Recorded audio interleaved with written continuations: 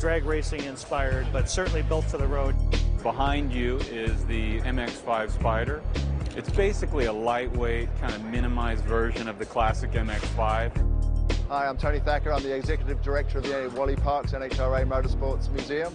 I'm here at the SEMA show with my good friend Dan Webb, who is unveiling a recreation of the 1951 SoCal Streamliner, which got destroyed in Daytona. You never see a Camaro that's ever the same. In this case, we have the Hot Wheels concept car. In a lot of ways, this is what SEMA's all about, how you can take an idea and bring it to life. I can't help myself. When I'm near a race car, I gotta drive it.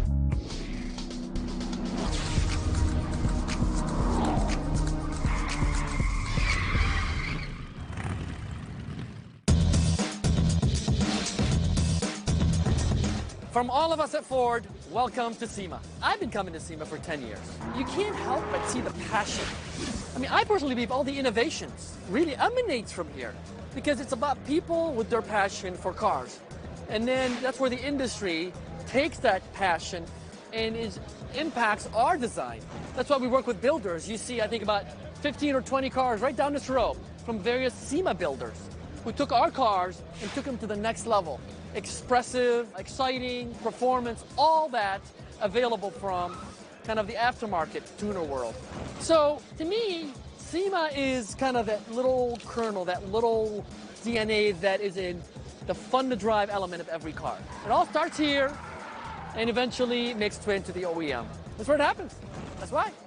So we have all these action athletes who drives our trucks in all short course off-road racing, or in drifting, or in rallycross, or in touring cars. Tanner Faust, gold medalist in the drifting championship, and also the gold medalist in the X Game, and won the global rallycross.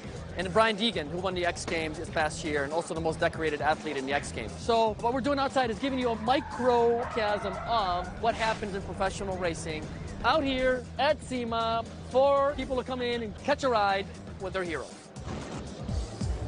Jamie Allison, Ford Racing. We are here at SEMA. I happen to be standing next to the Focus STR. Race prepared directly from the dealership. You go in to the parts department and ask for a Focus STR, and you get this. It starts life as a production Focus body shell. And as you can see, coming through here, production panels, production doors, and obviously weight reduced unnecessarily for some of the interior sheet metal trim elements. And of course, it's the race car, so we'll have a roll cage. It's gonna have a race seat. It's gonna have removable steering wheel so you can get in and out of it. But I can't help myself. When I'm near a race car, I gotta drive it. Take another look at all the attention to detail that goes into fabricating and preparing a car for racing. Safety is most important. And you see that this is a certified roll cage in the series that it will compete in, which is in this case, the Grand Am ST. The car is powered by the production 2-liter EcoBoost 250 horsepower. Feast your eyes on what is really a production engine put into a race vehicle. As I said, 250 horsepower in this package. It's thrilling to drive. This is the future of Ford Racing. This will complement our Mustang-prepared race cars. And as you can see, it's great to look at, and it's lightning fast, and it'll make its debut in the Grand Am ST Series early next year. Look for it. Go for it.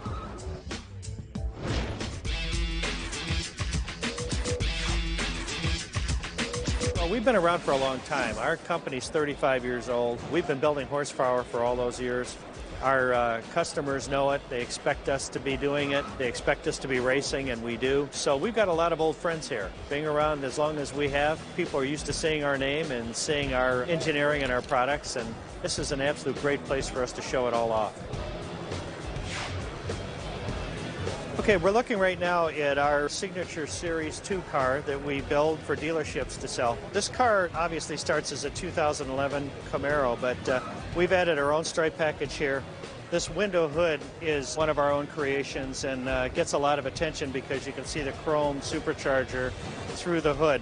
The front end, the grille package, the spoilers are all Lingenfelter Performance original parts. Around the side here, we've got a wheel package and our own rockers. The rockers have got our company name on it. The interior has got just a few added features to it. We find that this bar gives the car a very, very good look. We've gone on ahead and added that. The rear end of the car is also our own. We've got our own rear fascia plus our own spoiler. You'll notice in the back here, this is very different than the standard Camaro. We typically add a Corsa exhaust system along with this package, and that's been added also.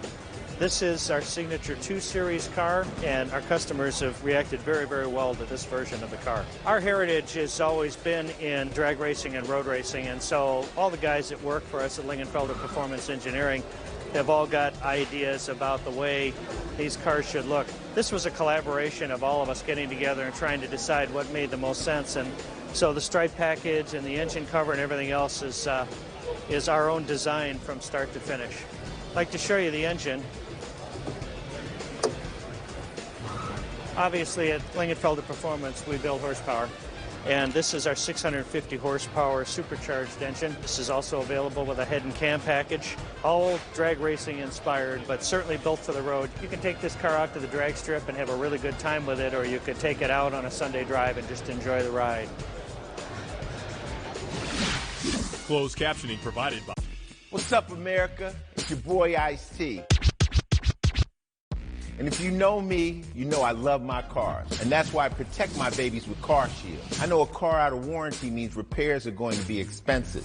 And Car Shield helps get those repairs covered so I don't have to. We saved over $6,000 on a complete engine rebuild of our truck. The dealership told me, well, you know, you have to pay for this. I said, no, don't have to pay for this. Why? I got Car Shield. When your car breaks down, you can take it to any certified mechanic or dealer, and Car Shield handles the rest. Your show-stopping coverage also includes roadside assistance, towing, and rental coverage at no additional cost. Without Car Shield, there was no way that I could afford to get my car fixed. And remember, Car Shield cars go farther. Make the smart choice and protect yourself from expensive car breakdowns. Call now for a free and instant protection plan quote. Call 800-764-3104. That's 800-764-3104.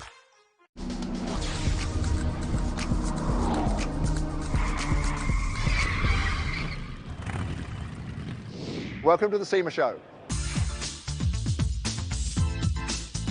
My name's Derek Jenkins. I'm the Chief Designer for Mazda North America. We're here at SEMA showing our latest custom concepts from our studio in Irvine. Behind you is the MX-5 Spider. It's basically a lightweight, kind of minimized version of the classic MX-5. We've laid the windscreen back, chopped the top down. Just gives the car a little bit more aggressive look and feel. We also shaved some weight out of the car for performance, and also redid some other elements on the car, which I'll share with you in a minute. Well, the first question is, how can I buy it? You know, is this a production car? How much is it? Unfortunately, you know, on one hand, we're happy that people like it, but unfortunately, it's just a concept. But I think what we're doing when we do these concepts is, first of all, give a bigger, broader image about where Mazda wants to go in the future. Maybe perhaps give some indication or some clue about future MX-5 and what that could possibly look like. And gauge that reaction, gauge that feedback. Also, I think it helps to fine-tune the image of the brand and image of our individual products like MX-5, Mazda 2 in the marketplace, because people see what's possible, what you could do to the cars, and how you could modify it, and hopefully are somewhat inspired by that. I think if enough people responded positively, I think it's something that Mazda would consider as a possible product in the future. We're here at the Mazda booth, and this is our MX-5 Spider concept. We're really excited about this car. Did a lot of work over the last couple of weeks. I think the first thing you'll notice with this car is we've got a completely new front end here. And overall, it's a lot more aggressive and a lot more kind of confident looking than the normal MX-5 front end. If you look down here, we've done a completely new grille opening, offset by this trim blade, nice MX-5 Spider font laid in. Also, we have this gloss black diffuser blade down below. This is a theme that carries around the entire car, front, side, and rear. This is a front end that kind of tease about the future of MX-5 and where we're going to be going design-wise with the face of our vehicle, so keep your eyes out for that in the future. Coming around the side of the car, the other big difference with this vehicle is, and the reason we call it MX-5 Spider, is we've chopped the windscreen down by 40 millimeters and angled it back. And then we've changed the roof into what we call a bikini top. And this brings the roof of the vehicle down about 40 millimeters. Just makes it a lot sportier, a lot more aggressive. and really captures that kind of authentic speedster spider feeling about the MX-5. Got lightweight Advan wheels on the car, Brembo brakes. We've come through and done the diffuser on the side to match the front. Got our MX-5 Spider logo, and then really subtle race-inspired graphics on the side of the car just to give it that kind of Mazda speed look and feel.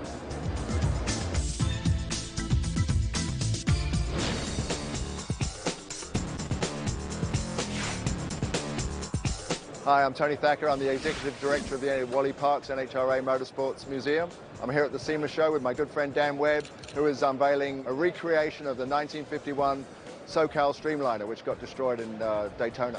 Dan is very famous for building some really awesome street rods over the years, and I think we were at the Grand National Roadster Show this year in LA, and we were talking about what he wanted to build next, and he said, hey, what about building the SoCal Streamliner? You know, it got destroyed, nobody's ever seen it. Wouldn't that be a great tribute to Alex Exilius, you know, who's a hero of all of us? So, you know, Alex said yes, the SoCal Speed said yes, and so Dan built it in 90 days. We didn't have very much. There was a cutaway drawing in Hot Rod magazine in 1951, and we had about 30 photographs that Alex had taken in the day. So we gave all that stuff to Dan, and he used his magic and just recreated the car down to, you know, the finest detail. I mean, it's dead nuts. And this had a Model T chassis, and in 1950 it went 210.92 miles an hour on a Model T chassis. And it's just great, you know, it's just fantastic that, you know, guys had the guts to do that stuff back then with minimal safety equipment. You know, maybe a motorcycle helmet and a T-shirt and a lap belt from an airplane. That was it. Well, the SEMA show is incredible. I worked for SEMA for 8 years, and I think it's just like the mecca of our industry. You know, our industry's, it's huge. It's all about all sorts of stuff. So you can be looking at a Mustang one minute. You can be looking at the SoCal Streamliner the next. You can be looking at real Bonneville cars. I mean, there's so many things here to look at. And it's all inspirational. You know, it just shows the creativity of all the people in our industry, whether they're, you know, teenagers or whether they're 90 years old. We decided to build a car after a conversation with Alex Exilius. A year ago, I did a reproduction of the Phil Remington Roadster. And talking to Alex, he said it sure would be nice to see the Streamliner reproduced. And he was here at the SEMA show yesterday, and he said the job we did was a exact copy of what he remembers of the car 62 years ago. The motor is a 286 Mercury flathead from H&H Flatheads. It has no transmission in it. It's just a direct drive. You have a hand clutch. You let go of the clutch. It's in gear and you take off. It has 3 Stromberg carburetors. It has a Kong Jackson ignition. None of the pieces are from the original car. All the pieces we have here are parts that were from that era, but not this car. Over the last 6-8 months, we've been able to find all the pieces and reproduce it here. We didn't really realize, looking at the pictures that we've looked at, how small the car actually was at the time, how narrowed up it was, and you know, just how lightweight the thing is and how evolved over the years for safety. And there's no safety equipment on this other than a single seat belt. There's no roll cage. There's a little fire extinguisher for onboard fire, and that's all the safety equipment that's in the car. The car will be leaving Saturday. It's heading to Pomona, California, to the NHRA Museum, where it will be there for a couple months. I want to thank everybody for coming, and we'll see you next year with something new. Closed captioning provided by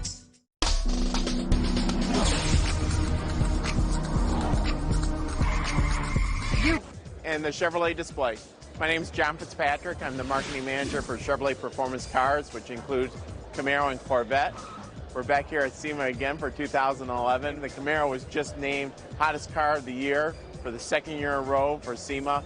And I think it's a great testament to the reason we're here, because so many people have such a passion for Camaro and trying to see what they can do with it and how they can personalize it and how they can make it different. It's great going to car shows across the country, enthusiast events and things like that, because you never see a Camaro that's ever the same. Everyone has their own little change to it and such, and you're basically in the playground of that today, walking around and seeing the different Camaros out there and how they've changed them or personalized them or just tweaked them to make them their own, and to, in this case, to demonstrate how they can really enhance your Camaro for a customer. I think that's a great compliment, you know, to have a car that people want to take and they want to make something, you know, we like to look at it almost like a blank canvas and letting people come in and do what they need to do to the car and make it their own.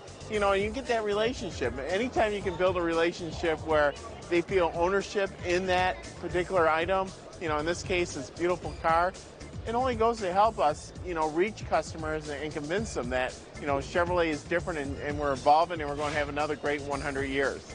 In this case, you know, we have the Hot Wheels concept car. In a lot of ways, this is what SEMA's all about, how you can take an idea and bring it to life. In this case, you have a Hot Wheels car. They do millions of cars every day. It's interesting to be able to take that passion around that brand and the excitement they have for their cars and bring it to life, really. How this relationship with Hot Wheels will evolve, you know, it's still in its infancy stage.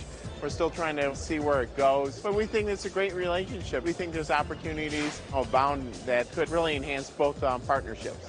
I wish I had them still, you know. You hear about some of the Hot Wheels today and what they go for, and it's like, geez, my mom, you know, probably threw those out, you know, when I left the house and when I was 18.